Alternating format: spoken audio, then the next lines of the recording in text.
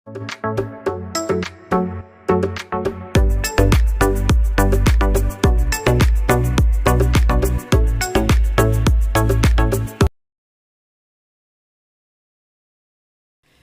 നമസ്കാരം. ഇന്ന് മെയ് 23 വ്യാഴാഴ്ചയാണ്. ആദ്യം US മാർക്കറ്റിലേക്ക് വന്നാൽ ഫെഡറൽ റിസർവ് മീറ്റിംഗ് മിനിറ്റ്സിന് ശേഷം US മാർക്കറ്റുകൾ ഇടിഞ്ഞു.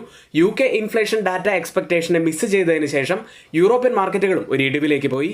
എന്നാൽ എക്സ്പെക്ടേഷനെ ബീറ്റ് ചെയ്യുന്ന ശക്തമായ റിസൾട്ടുമായി എൻവിഡിയ വന്നതോടെ ആഫ്റ്റർ മാർക്കറ്റ് ഹവറിൽ, അതായത് ഇപ്പോൾ ട്രേഡ് ചെയ്യുന്ന ഫ്യൂച്ചർ മാർക്കറ്റുകൾ നല്ല പോസിറ്റീവിൽ തന്നെയാണ് US-ലുള്ളത്. കൂടാതെ ക്രൂഡ് ഓയിലിലേക്ക് വന്നാൽ ബ്രന്റ് ഫ്യൂച്ചേഴ്സ് ഇപ്പോൾ 81 മാർക്കിലേക്ക് ഇടിഞ്ഞിരിക്കുന്നു.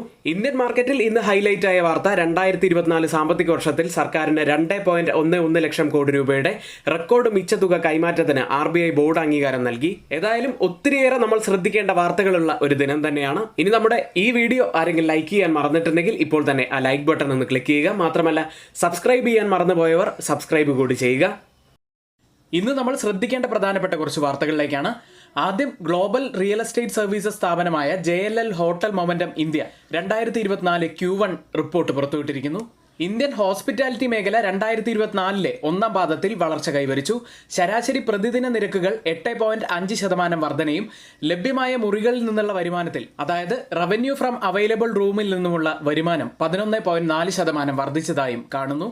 ഇനി ക്വാർട്ടർ ടു ക്വാർട്ടർ കമ്പയർ ചെയ്യുമ്പോഴും വർധനവ് തന്നെയാണ്. റവന്യൂ പെർ അവൈലബിൾ റൂം 5.5% വർധനവ് കഴിഞ്ഞ ക്വാർട്ടറുമായി കമ്പയർ ചെയ്യുമ്പോൾ വന്നിരിക്കുന്നു. കൂടാതെ ഒക്കുപൻസി ലെവലും ശക്തമായി തന്നെ 70% ഉള്ളത്. ഏതായാലും അടുത്ത ക്വാർട്ടറിൽ ഹോസ്പിറ്റാലിറ്റി മേഖലയിൽ ശക്തമായ വളർച്ച തന്നെയായിരിക്കും ഉണ്ടായിരിക്കുക എന്ന് ഈ റിപ്പോർട്ട് ചൂണ്ടിക്കാണിക്കുന്നു. വളരെ പോസിറ്റീവായ റിപ്പോർട്ട് തന്നെയാണ്. Taj hotels, Oberoi hotels, ITC hotels, lemon tree hotels, Mahindra holidays and resorts എന്നീ കമ്പനികൾക്ക് പോസിറ്റീവായ വാർത്ത തന്നെയാണ്. ഈ പറഞ്ഞ കമ്പനികളുടെ പേരൊന്നും റെക്കമെൻഡേഷൻ അല്ല എന്ന് പറയട്ടെ. മറ്റൊരു വാർത്ത RBIയുമായി ബന്ധപ്പെട്ടതാണ്. 2023-24 വർഷത്തേക്ക് RBI കേന്ദ്ര സർക്കാരിന് 2.1 ട്രില്യൺ രൂപ നൽകും. അതായത് 2,10,874 കോടി രൂപ. മുംബൈയിൽ ഗവർണർ ശക്തികാന്ത ദാസിന്റെ നേതൃത്വത്തിൽ നടന്ന യോഗത്തിലാണ് തീരുമാനം. ഇന്ത്യൻ എക്കോണമിക്ക് ശക്തി പകരുന്ന ഒരു വാർത്ത തന്നെയായിരുന്നു. ഇന്നത്തെ പ്രധാനപ്പെട്ട റിസൾട്ടുകളിലേക്ക് ആദ്യം power grid corporation of India net പ്രോഫിറ്റിൽ 3.6% ഇടിവാണ് ഇയർ ഓൺ ഇയറുമായി കമ്പയർ ചെയ്യുമ്പോൾ വന്നിരിക്കുന്നത്. 4,166 കോടി രൂപയിലാണ് പ്രോഫിറ്റ് ഉള്ളത്. റവന്യൂ ഫ്രം ഓപ്പറേഷൻസിലും 2.5% ഇടിവ് വന്നിരിക്കുന്നു. കമ്പനി ഫൈനൽ ഡിവിഡൻഡായി 2.75 രൂപയാണ് പ്രഖ്യാപിച്ചിരിക്കുന്നത്. മറ്റൊരു കമ്പനി ഗ്രാസിം ഇൻഡസ്ട്രീസ് ആണ്. നെറ്റ് പ്രോഫിറ്റിൽ 15.5% വർധനമുണ്ടായിരിക്കുന്നു. 2,722 കോടി രൂപയിലാണ് പ്രോഫിറ്റ് ഉള്ളത്. റവന്യൂവിലും 12.7% വർധനവ് ഉണ്ടായിട്ടുണ്ട്. 37,727 കോടി രൂപയിലാണ് ഉള്ളത്. മറ്റൊരു ബ്ലോക്ക് ബസ്റ്റർ റിസൾട്ടുമായി വന്നത് നൈക്കയാണ്. നെറ്റ് പ്രോഫിറ്റിൽ 298% വർധനവാണ് രേഖപ്പെടുത്തിയിരിക്കുന്നത്. 9.07 കോടി രൂപയിലാണ് നെറ്റ് പ്രോഫിറ്റ് ഉള്ളത്. റവന്യൂ ഫ്രം ഓപ്പറേഷൻസ് 1,667.9 കോടി രൂപയിലാണ്. 28.1% വർധനവാണ് വന്നിരിക്കുന്നത്. എബിറ്റ മാർജിനിലും വർധനവുണ്ട്. 5.6% ഇപ്പോൾ എബിറ്റയുള്ളത്. അടുത്തത് രാംകോ സിമന്റ്സ്. നെറ്റ് പ്രോഫിറ്റിൽ 20.3% ഇടിവും റവന്യൂവിൽ 4% വർധനവും ഉണ്ടായിട്ടുണ്ട്. മറ്റൊരു വളരെ നല്ല റിസൾട്ട് കൊണ്ടുവന്നത് ഗ്ലെൻ ഫാർമയായിരുന്നു. നെറ്റ് പ്രോഫിറ്റിൽ 144.6% വർധനവാണ് ഉണ്ടായിരിക്കുന്നത്. 192.4 കോടി രൂപയിലാണ് നെറ്റ് പ്രോഫിറ്റ് ഉള്ളത്. റവന്യൂ ആയി പുറത്തു വന്നത് 1,537.5 കോടി രൂപയാണ്. 96% വർധനവാണ് റവന്യൂവിൽ ഉണ്ടായിരിക്കുന്നത്. ഇന്ന് റിസൾട്ട് വരുന്ന കമ്പനികൾ ഏറ്റവും പ്രധാനപ്പെട്ടത് ITCയുടെ തന്നെയാണ്. അടുത്തത് InterGlobe Aviation, Honasa Consumer, Bayer Crop, Cello World, CESC, Concord Biotech, Finolex Cables, Page Industries, Tata Investment, Zaggle എന്നീ കമ്പനികളുടെ റിസൾട്ടാണ് പുറത്തു വരുന്നത്. ഇന്ന് F&O സെഗ്മെന്റിൽ ബാനായ സ്റ്റോക്കുകൾ Aditya Birla Capital, Balrampur Chini Mills, Bandhan Bank, Biocon, Vodafone Idea, Indian Energy Exchange, India Cements, National Aluminium Company, Piramal Enterprises, Punjab National Bank, Zee Entertainment എന്നീ കമ്പനികളാണ്. ഇന്നത്തെ ഏറ്റവും ഹൈലൈറ്റ് ആയ കുറച്ച് കാര്യങ്ങൾ മാത്രമാണ് ഇവിടെ പറഞ്ഞത്.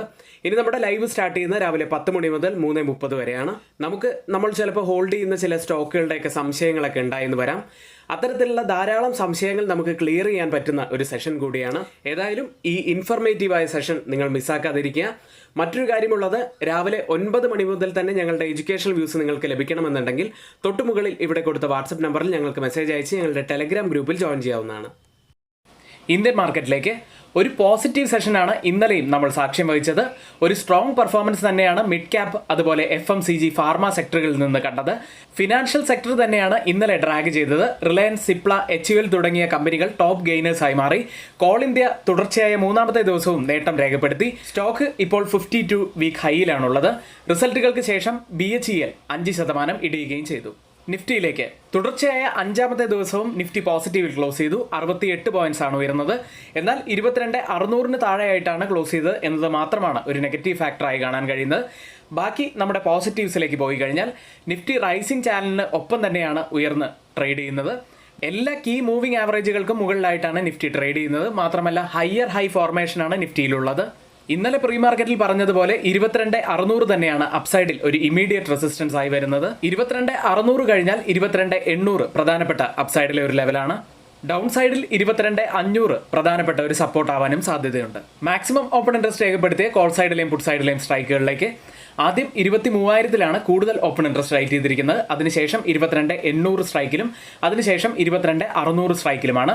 പുട്ട് സൈഡിലേക്ക് വന്നാൽ 22,000 കൂടുതൽ ഓപ്പൺ ഇൻട്രസ്റ്റ് ഉള്ളത്. അതിനുശേഷം 22,500 സ്ട്രൈക്കിലും അതിനുശേഷം 22,400 സ്ട്രൈക്കിലുമാണ്.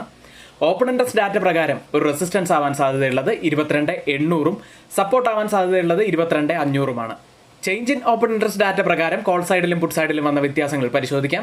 ആദ്യത്തെ സ്ട്രൈക്ക് 22,600 പുട്ട് സൈഡിൽ 272% വർധനവാണ് കാണുന്നത്.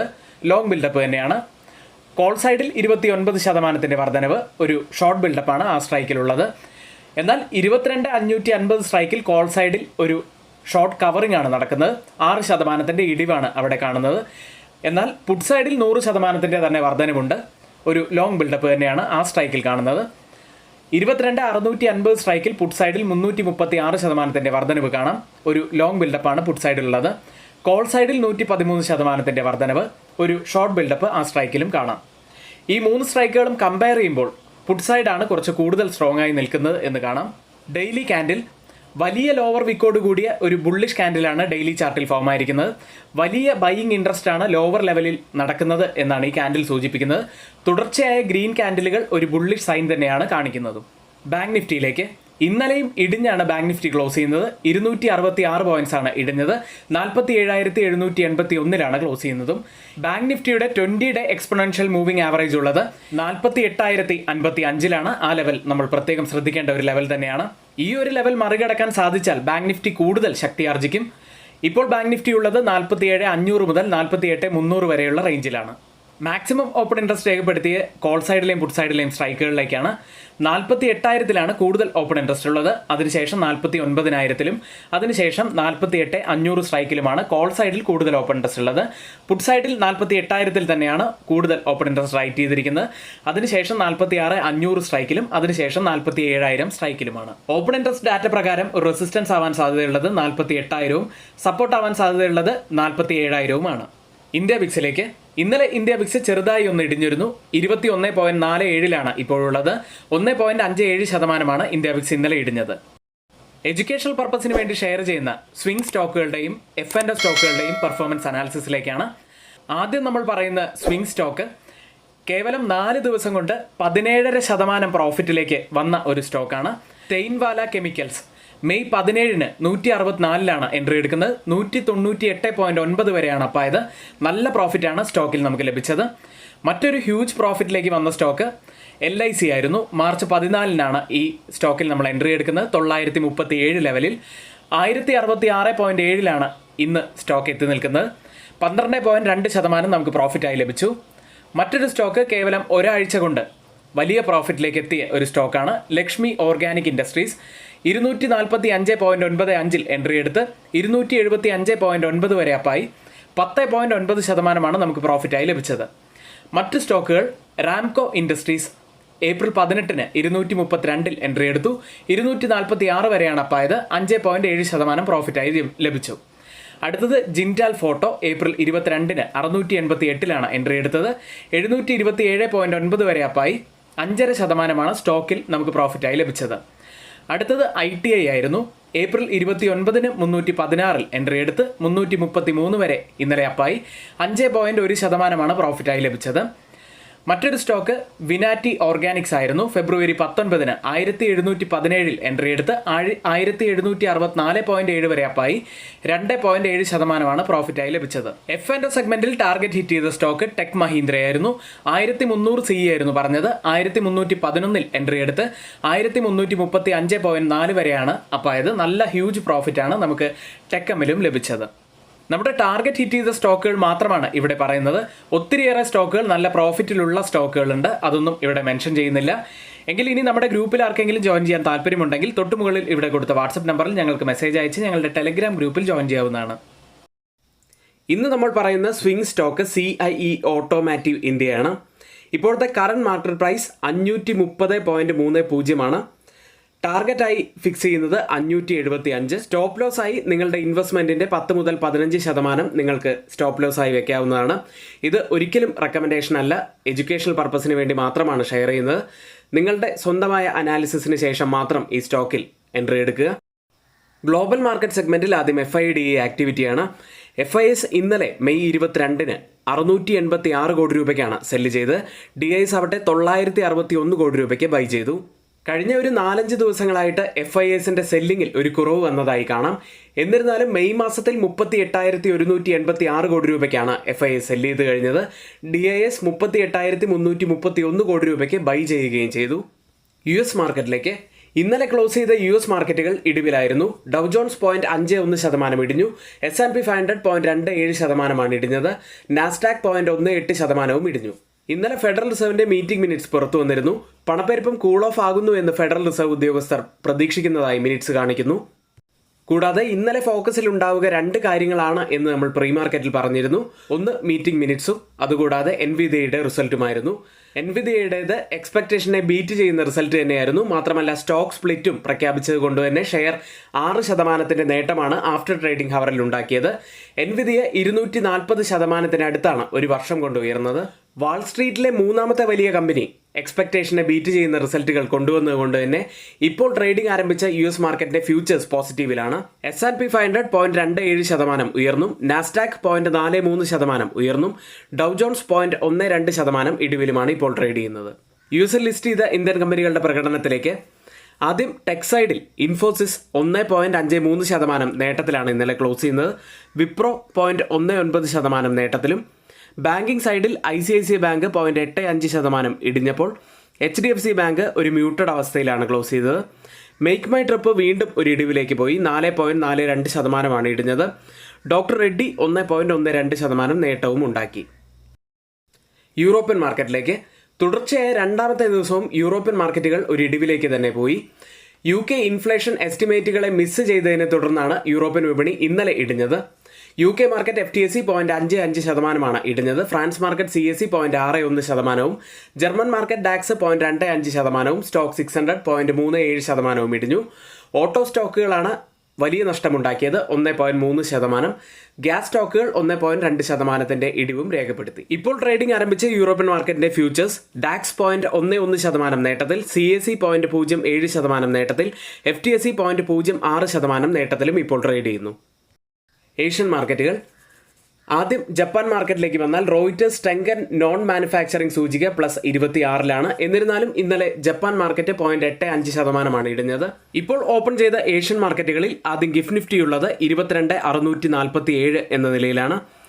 46.50 പോയിന്റ്സ് ഡൗൺ സൈഡിലാണ് ഇപ്പോൾ ട്രേഡ് ചെയ്യുന്നത്. ഇപ്പോൾ സമയം 6:55. ഇപ്പോഴത്തെ ഈ ഒരു നില വെച്ച് നിഫ്റ്റിയിൽ ഒരു മ്യൂട്ടഡ് അല്ലെങ്കിൽ ഒരു ചെറിയ നെഗറ്റീവ് സ്റ്റാർട്ടിനാണ് സാധ്യതയുള്ളത്. മറ്റ് ഏഷ്യൻ മാർക്കറ്റുകളിൽ ജപ്പാൻ മാർക്കറ്റ് നിക്കി 0.75% നേട്ടത്തിലും, തായ്വാൻ മാർക്കറ്റ് 0.28% നേട്ടത്തിലും, സിംഗപ്പൂർ മാർക്കറ്റ് 0.18% ഇടിവിലുമാണ് ഇപ്പോൾ ട്രേഡ് ചെയ്യുന്നത്. ഓയിൽ പ്രൈസുകൾ ക്രൂഡ് ഓയിൽ ഫ്യൂച്ചേഴ്സ് ബുധനാഴ്ച 3ാം സെഷനിലും ഇടിയുകയുണ്ടായി.